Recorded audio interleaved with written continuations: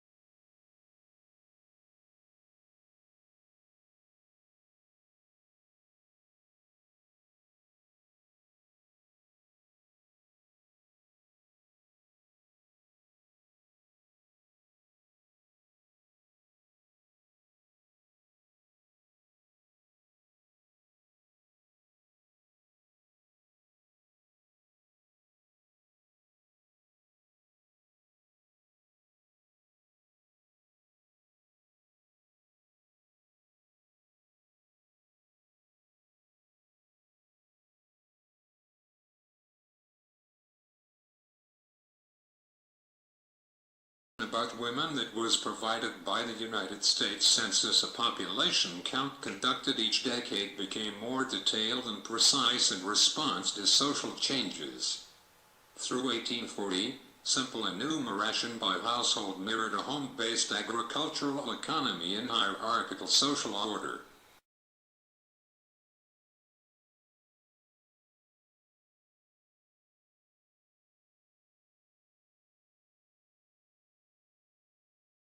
The 1850 census, partly responding to anti-slavery and women's rights movements, initiated the collection of specific information about each individual in a household.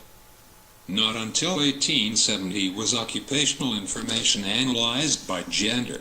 The census superintendent reported 1.8 million women employed outside the home in gainful and reputable occupations.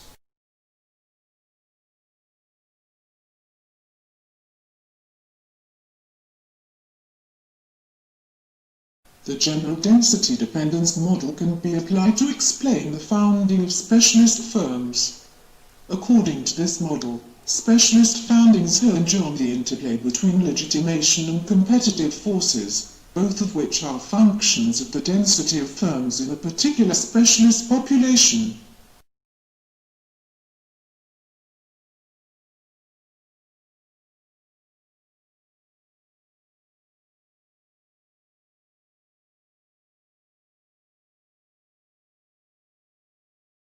The critics accustomed to the style of 15th-century narrative paintings by Italian artists from Tuscany, the Venetian examples of narrative paintings with religious subjects that Patricia Fontini-Brown analyzes in a recent book will come as a great surprise. While the Tuscan paintings present large-scale figures, the Venetians filled their pictures with dozens of small figures in elaborate building.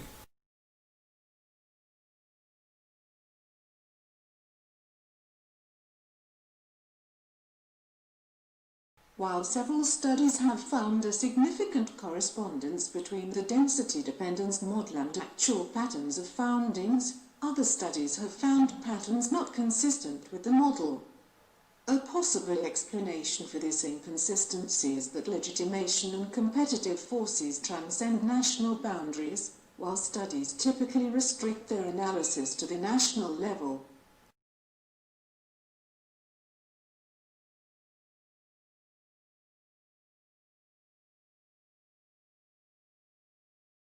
Critics have long been puzzled by the inner contradictions of major characters in John Webster's tragedies. In his The Duchess of Malfi, for instance, the Duchess is good in demonstrating the obvious tenderness and sincerity of her love for Antonio, but bad in ignoring the wishes and welfare of her family, and in making religion a cloak hiding worldly self-indulgence.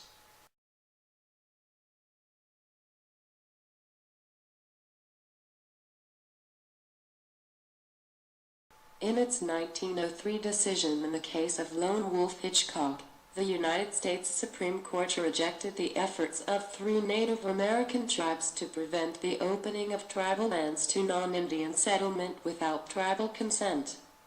In his study of the Lone Wolf case, Blue Clark properly emphasizes the court's assertion of a virtually unlimited unilateral power of Congress over Native American affairs.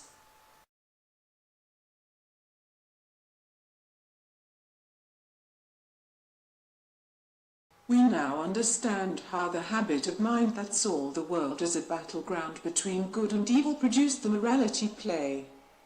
Morality plays allegorized that conflict by presenting characters whose actions were defined as the embodiment of good or evil.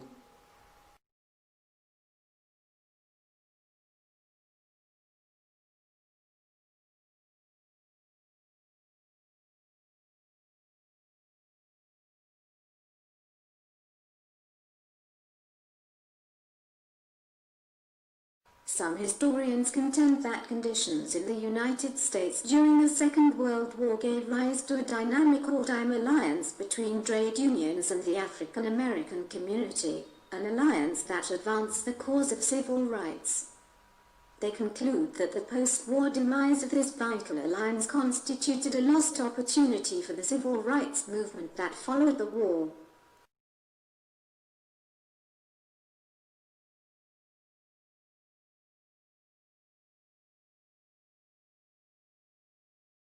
Historians have identified two dominant currents in the Russian women's movement of the late Tsarist period.